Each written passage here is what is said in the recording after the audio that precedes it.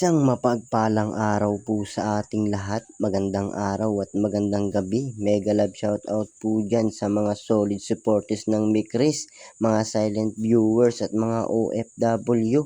Shoutout po at kumusta po kayo? So yun, ngayon nga po ay may pag-uusapan tayo patungkol dito sa Mikris.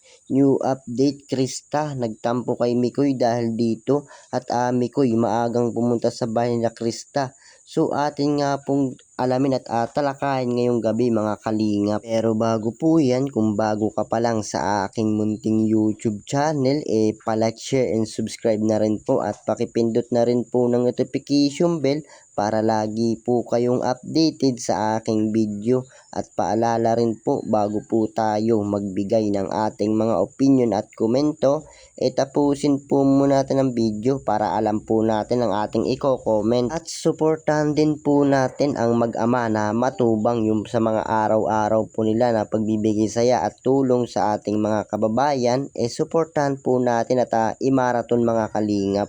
Nang sa ganun marami pa po sila matulungan, lalong-lalo na nga po dyan yung mga kapos sa pangangailangan ay malingap nila.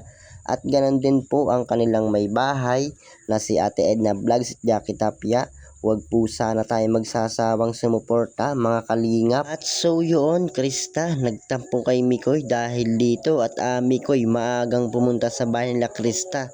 So anong dahilan? So atin nga pong alamin at talakayin. Pero bago po yan, maibang dako po muna tayo mga kalingap. Pag-usapan po muna natin etong Mikris at sa mga nangyayari ngayon sa kanila at Kalingap Rab, pinuri itong Mikris dahil sa biglang taas ng views nitong nakaraang buwan na halos umabot ng milyon mga kalingap. So napakaganda nga po ng love team na ito at napakaganda nga rin po ng pinapakita nila sa atin at mga pagbibigay saya sa atin. So yun nga po, kinagigiliwan ng mga viewers at natutuwa naman po ang mga manonood mga kalingap.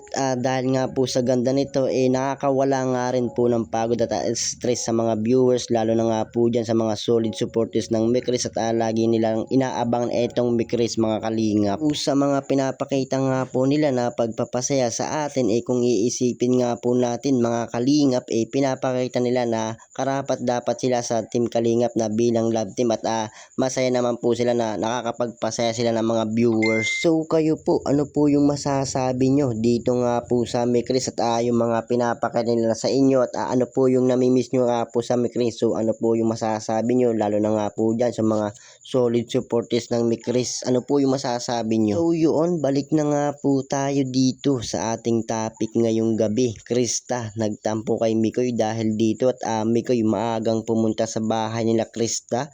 So atin nga pong alamin mga kalingap. So syempre isa nga po yan sa pinakamatatag na love team at natutuwa nga po etong si Mikoy na si Krista nga po yung kanyang naging love team at kahit bata pa nga po ito matured na nga po mag-isip at kayang-kaya nga po niya pakitunguhan etong si Mikoy at pag nag-uusap nga po itong dalawa parang matured na nga po etong si Krista mga kalingap. At kahit nga rin po etong si Kalingap Rab humanga nga po dito sa pinapakita ni Krista na kahit bata pa nga po siya yung isip naman po niya parang matured na nga po mga kalingap. At bukod pa nga po dyan mga kalingap sinasabi nga rin po ng mga viewers na bagay daw etong dalawa. So totoo naman po at isa nga rin po itong Mikris sa pinakamagandang love team sa Kalingap at kinaaliwan ng viewers at mga supporters mga kalingap.